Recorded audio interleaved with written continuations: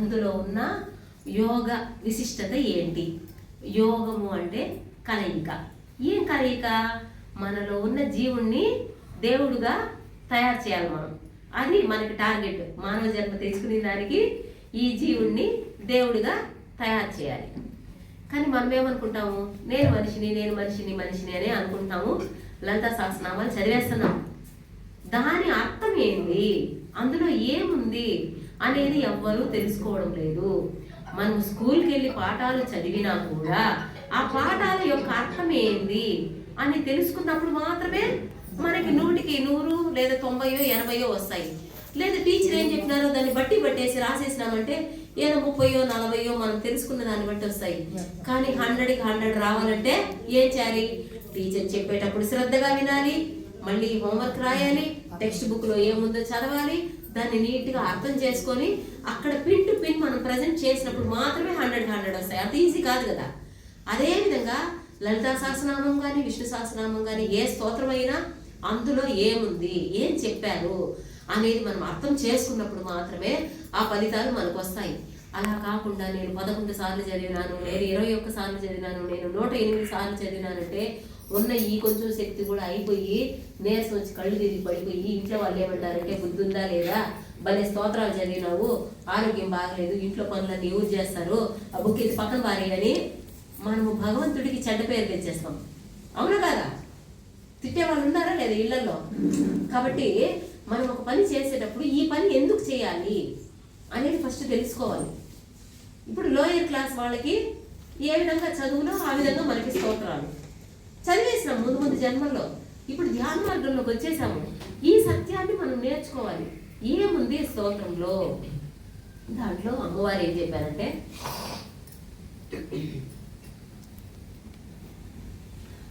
చెప్పారంటే,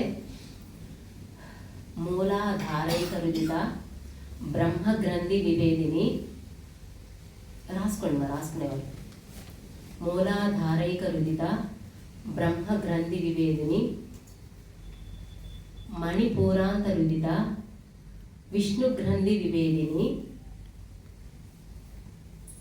మణిపూరాంత రుదిత విష్ణుగ్రంథి వివేదిని ఆజ్ఞాచక్రాంత రుదిత రుద్రగ్రంథి వివేదిని ఆజ్ఞాచక్రాంత రుదిత రుద్రగ్రంథి వివేదిని సహస్రారాంబుజారూఢ సుధాసారాభివర్షిణి సహస్రారాంబుజారూఢ సుధాసారాభివర్షిణి అని అమ్మ చెప్పింది.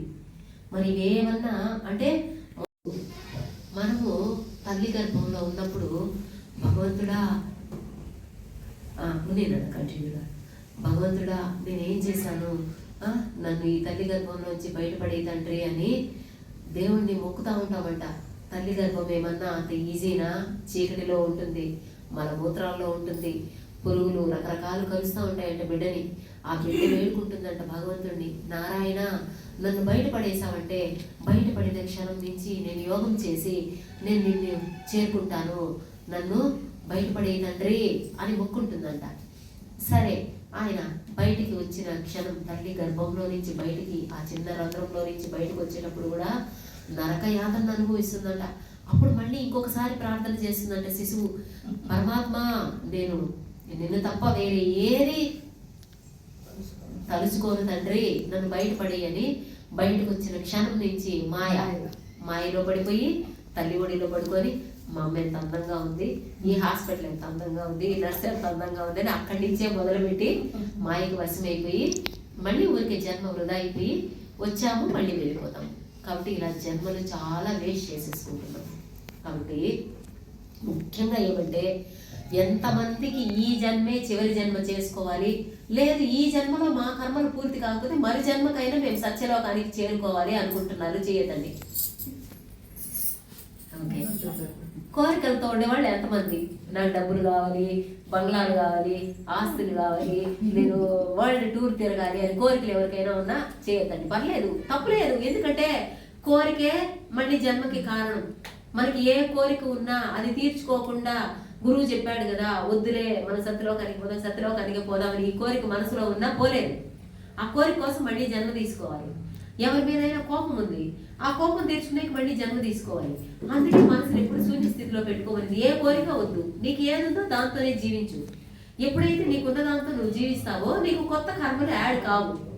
కాబట్టి ఇది కూడా ఎందుకు గురువు గారు ఏం చెప్పారో దాని వెనక ఎంతో లోతైన అర్థం ఉంది. అది అర్థం చేసుకునే శక్తి మనకి లేదు. గురువు చెప్పారు వస్తే రాని, ఉంటే ఉండని, పోతే పోని. ఆయన ఏం చెప్పేస్తున్నాడు, వస్తే రాని, ఓకే హ్యాపీ, పోతే పోని. అదెట్టా ఎందుకు ఒప్పుకుంటాను, నేను ఒప్పుకోను, పోతే నేను ఒప్పుకోను, నాకు కావాల్సిందే, నాకు ఉండాల్సిందే అంటమ్మా లేదా? అంటే అర్థం చేసుకునే శక్తి లేదు. అంటే ఎప్పుడైతే నువ్వు సత్యలోకానికి చేరుకోవాలంటే ఇక్కడ ఏమి ఉన్నా ఏమి లేకపోయినా అన్నింటిని యాక్సెప్ట్ చేయాలి. ఏమి జరిగినా దాన్ని యాక్సెప్ట్ చేస్తూ, ఎప్పుడైతే యేసు ప్రభువు చెప్తాడు కదా, ఆయన చేతులకి కాళ్ళకి చీరలు కొడుతూ ఉంటే, నా కోసం ఏడవకండి, మీకోసం మీ పిల్లల కోసం ఏడవండి అంటాడు. అంటే ఏమని, చీరలు కొట్టినా ఓకే, ఒప్పుకుంటేనే ఆయన దేవుడుగా ఈరోజు యేసు ప్రభువు అని మొక్కుతా ఉన్నారు. ఆయన నాకుద్రా స్వామి, నన్నేం మొక్కద్దు, నాకేం అవసరం లేదంటే ఆయన చరిత్రలో ఎందుకుంటాడు? కాబట్టి మనం కూడా యాక్సెప్ట్ చేయాలి. మన జీవితంలో ఏం జరిగినా యాక్సెప్ట్ చేయాలి. ఎప్పుడో నేను చేసుకున్న మంచి వల్ల నాకు ఈ మంచి జరిగింది, ఎప్పుడో నేను చేసుకున్న పాపం వల్ల నాకు ఈ కష్టం వచ్చింది అని అన్నింటినీ నువ్వు యాక్సెప్ట్ చేసుకుంటూ ఎప్పుడైతే నువ్వు మౌనంగా మౌన స్థితిలో ధ్యాన స్థితిలో ఉంటావో అప్పుడు నీ సోల్ కొద్దిగా ఎదుగుతుంది. అదేవిధంగా మనం ఎవరికి ఏ హాని చేయకూడదు. ధ్యానము చేసేది కోరికల కోసము కాదు. కోరికలతో చేసే ధ్యానం వల్ల సంకల్పాలు పెట్టుకొని ధ్యానం చేస్తున్నారు. నాకు ఈ కోరిక తీరితే, నాకు ఆ కోరిక తీరితే అని కోరికలతో ధ్యానం చేస్తున్నారు.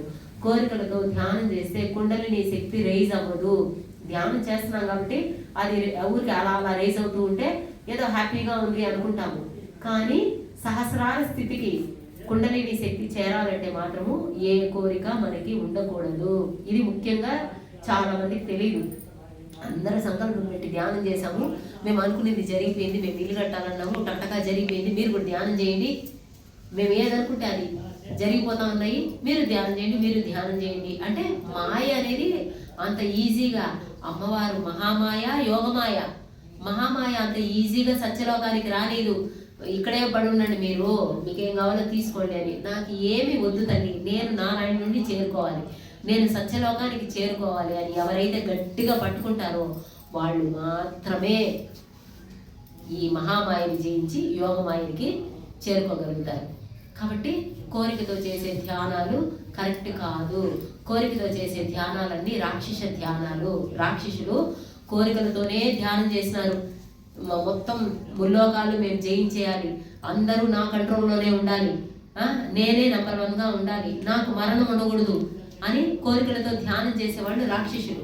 మనకి ఏ కోరిక వద్దు, భగవంతుడు ఏది ఇస్తే దాంతో నేను సంతోషంగా నా సాధన నేను చేసుకుని నా కర్మలు నేను క్లీన్ చేసుకుంటాను అనే వాళ్ళు మాత్రమే సత్యలోకానికి వెళ్ళే అర్హతని సాధించగలుగుతారు. అదేవిధంగా మనకి కోరికలు ఉంటాయి, ఇక్కడ బాధ్యతలు ఉంటాయి, ఏది కోరుకోవద్దంటే ఎట్లా అని అడిగే వాళ్ళు కూడా ఉంటారు. ఆ క్వశ్చన్ మీలో ఉంటుంది. ఇప్పుడు ఉందా లేదా, ఎవరికైనా ఉందా లేదా? ఉంది. మరి ఇక్కడ బాధ్యతలు ఉన్నాయి, మరి ఏ కోరిక కోరకపోతే ఇక్కడ బాధ్యతలు ఎట్టా అంటే దానికి కూడా లలితా సహస్రనామాల్లోనే అమ్మ చెప్పేసింది, ఇచ్ఛాశక్తి, క్రియాశక్తి, జ్ఞానశక్తి స్వరూపిణి అని. ఇచ్ఛాశక్తి అంటే నీలో ఏ కోరిక ఉందో, ఇది జరిగితే బాగున్ను, నా పిల్లల లైఫ్ బాగుంటుంది, ఇది జరిగితే బాగున్ను అని ఏవో ఉంటాయి మనకి తగినవి. అవి మనం అడగాల్సిన అవసరం లేదు. ఎప్పుడైతే మనము ఏ కోరిక లేకుండా ధ్యానం చేస్తామో అప్పుడు ఆటోమేటిక్గా ఆ తల్లి మనము కోరింది మనకివ్వదు, మనకి ఏది మంచిదో అది ఇస్తుంది. అప్పుడు మనం యాక్సెప్ట్ చేయగలగాలి. ఓ మా పిల్లోడిని నేను బీటెక్లో చేర్పించాలనుకున్నాను, కానీ వాడు నేను బీఎస్సీ అగ్రికల్చర్లోనే చేరతానన్నాడు. సరే ఏమో అది భగవంతుడి నిర్ణయం. సరే నాయన చదువు అంటే వాడు దాన్ని సక్సెస్ఫుల్గా చదివి కంప్లీట్ చేసుకుంటాడు. లేదు అందరూ బీటెక్కే చేస్తున్నాను, బీటెక్కే చదువు అంటే పాపం వాడు చదవలేక అది రాక ఫెయిల్ అయిపోయి ఇంట్లో వాళ్ళని తిట్టించుకొని నీకోసం ఇన్ని లక్షలు కట్టినాం రా, నీకోసం అన్ని లక్షలు కట్టినాం రా అని వాడిని తిట్టి అటు వాడికి మనశ్శాంతి లేదు, మనకి మనశ్శాంతి లేదు. ఇలాంటి తప్పులు. కాబట్టి మనకి ఏది మంచిదో భగవంతుడు అదే ఇస్తాడు. దాన్ని మనం అర్థం చేసుకొని యాక్సెప్ట్ చేయాలి. ధ్యానం చేసినప్పుడు మాత్రమే ఇటువంటి విషయాలు అర్థమవుతాయి, కానీ ధ్యానం చేయని వాళ్ళకి ఇటువంటి విషయాలు అర్థం కావు. ఎందుకంటే ధ్యానం చేసినప్పుడు మన మైండ్ క్లీన్ అవుతుంది. అప్పుడు మనం సూక్ష్మాతి సూక్ష్మమైన విషయాలను కూడా గ్రహించుకోగలుగుతాము. మన లోపల ఉన్న ఇన్నరు, మన ఆత్మ ఎప్పటికప్పుడు మనకి సంకేతాలను ఇస్తూనే ఉంటుంది. కానీ మనము శూన్య స్థితిలో లేము, గందరగోళంలో ఉన్నాము. అందువల్ల మనము ఆ సత్యాన్ని పట్టుకోలేము. మన లోపల ఉన్న ఆత్మ అయిన భగవంతుడు చెప్పే నిజాలు మనం వినాలంటే మన మనసుని శూన్యంగా సైలెన్స్గా పెట్టుకోవాలి. దానికోసమే ధ్యానము. అదేవిధంగా క్రియాశక్తి, ఇచ్ఛాశక్తి అంటే మనం ఏది కోరుకుంటామో అవి జరుగుతాయి. అంటే మనకి ఏది మంచిదో అది చేస్తాడు భగవంతుడు. క్రియాశక్తి, మనం ఏ పని చేయాలనుకున్నా ఈజీగా చేసేయగలుగుతాము. కొంతమంది చిన్న పని కూడా కష్టంగా చేస్తారు. కొంతమంది ఈజీగా ఒక 5 నిమిషాల్లో టక్కగా చేసేస్తారు. ఎలా చేస్తారంటే వాళ్ళలో ఉన్న శక్తి వాళ్ళ దగ్గర ఆ విధంగా చేపిస్తుంది. ధ్యానం చేయడం వల్ల అటువంటి శక్తి మనలో రైజ్ అవుతుంది. కాబట్టి ఇచ్ఛాశక్తి, క్రియాశక్తి, జ్ఞానశక్తి స్వరూపిణి. జ్ఞానం అంటే ఇంతసేపు మనం చెప్పుకున్నాము, ఈ భౌతిక జగత్తులో ఉన్న కోరికలు కాదు. నిజమైన జ్ఞానం ఏమంటే నేను కనిపించే ఈ శరీరాన్ని కాదు, కనిపించని ఆత్మను. కాబట్టి నేను ఆత్మగా ఎదగాలి అన్న జ్ఞానాన్ని ఆ తల్లి మనకి ఎప్పుడు ఇస్తుందంటే ధ్యానం చేసినప్పుడే ఇస్తుంది. కానీ మీరు గుళ్ళకు పోయినా, స్తోత్రాలు చదివినా, మీరు ఏమి చేసినా ఆ తల్లి ఇవ్వదు. ధ్యానం చేసినప్పుడు మాత్రమే మీకు జ్ఞానాన్ని ప్రసాదిస్తుంది. అదేవిధంగా అంతర్ముఖ సమారాధ్య బహిర్ముఖ సుదుర్లభ ఉందా లేదా విష్ణు సహస్రనామాల్లో? అంతర్ముఖ సమారాధ్య బహిర్ముఖ సుదుర్లభ అంటే మన లోపలికి మనం జర్నీ చేసినప్పుడు అమ్మవారు మనకు దర్శనం ఇస్తుంది. నువ్వు బయట ఎన్ని గుళ్ళకు తిరిగినా, ఎంత పూజలు చేసినా, ఏమి చేసినా నీకు దర్శనం లభించదు. నేను బయట వెతికితే దొరకను. నీ లోపలికి నువ్వు వెళ్ళినప్పుడు మాత్రమే నేను నీకు దర్శనం ఇస్తాను అని అమ్మవారు చెప్పేసింది. కాబట్టి ఒక స్తోత్రం చదివినా దాని అర్థం ఏంటని తెలుసుకొని చదవాలి. కానీ ఊరికే చదివే దానివల్ల ఆయాసం, నీరసం తప్ప ఇంకేమీ రావు. కాబట్టి మనము ధ్యాన సాధన ఎందుకు చేయాలి అంటే మన మూలాధారంలో ఉన్న శక్తిని సహస్రార స్థితికి తీసుకెళ్లేదానికి ధ్యాన సాధన చేయాలి. మూలాధారంలో మన శక్తి ఉన్నప్పుడు మానవుడు మూర్ఖుడుగా ఉంటాడు. మనం అంటూ ఉంటాం, వీడెవడు రాడు మూర్ఖుడు, ఏం చెప్పినా వినడు అని. ఎందుకంటే వాడి స్థితి అది, వాడి శక్తి మూలాధారంలో ఉంది. కొంతమంది ఓకే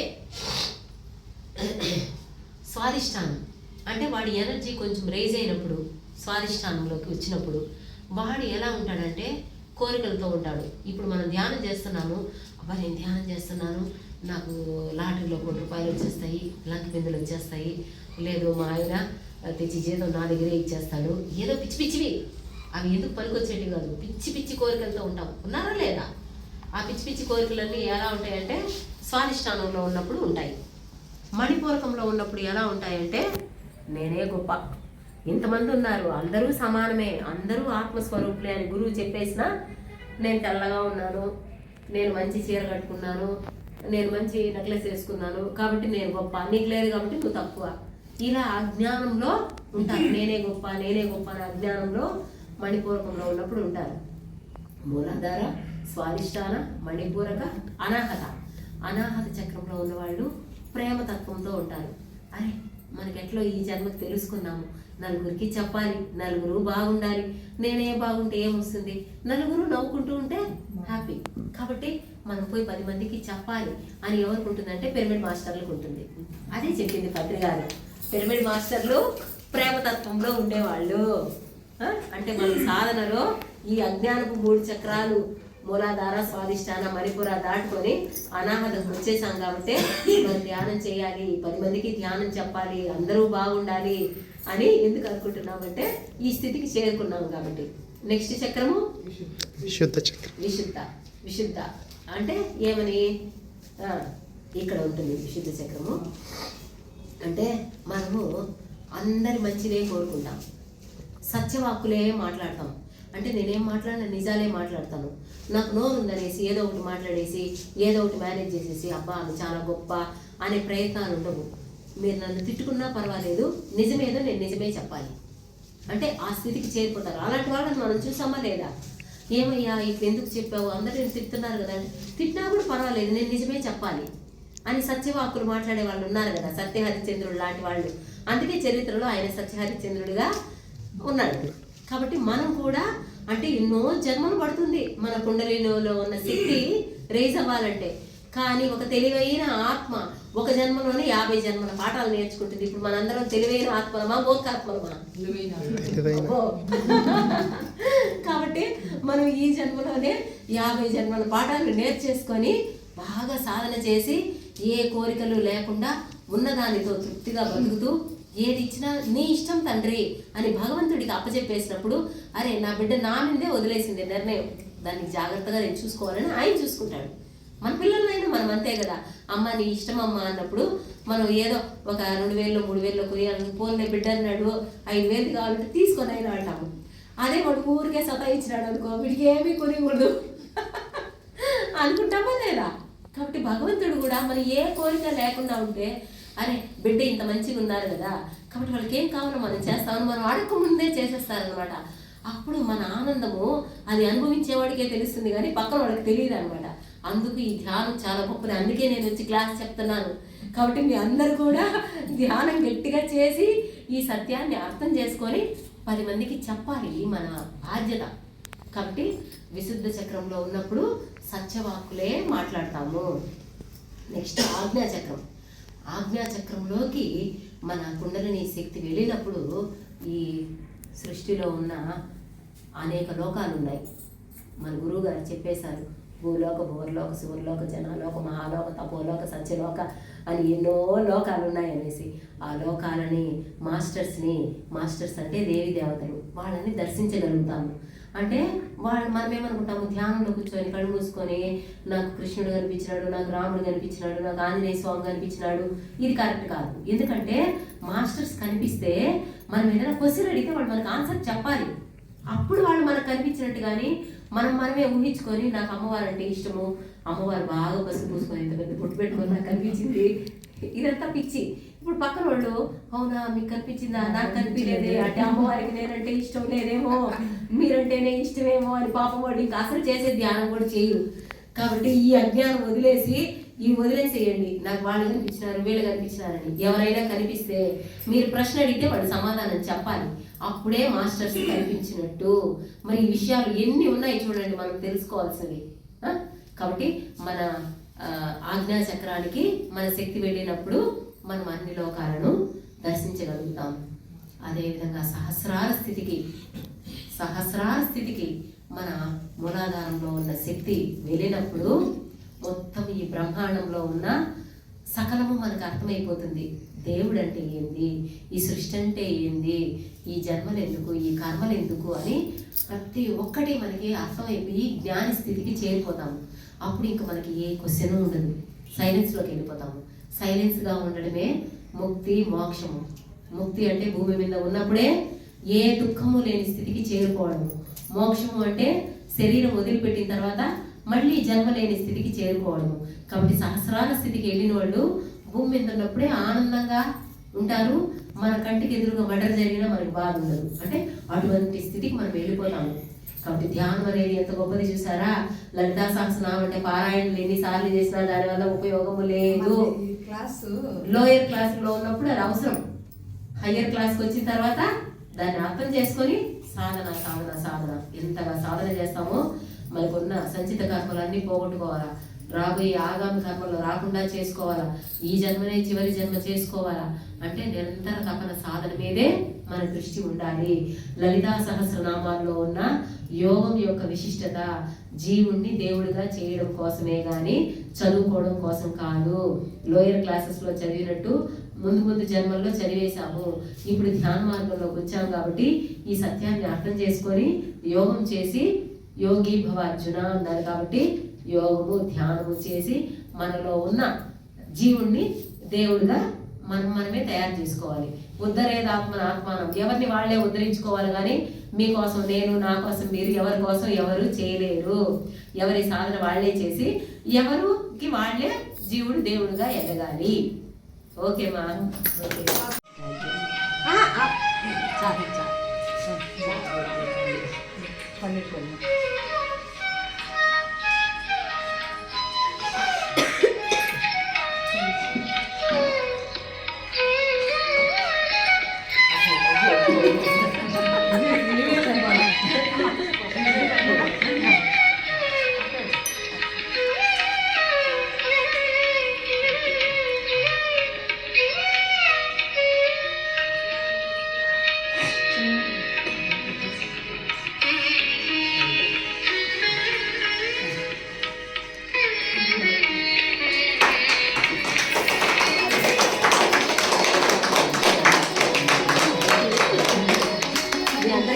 భాగ్యాన్ని నాకు ఇచ్చారు.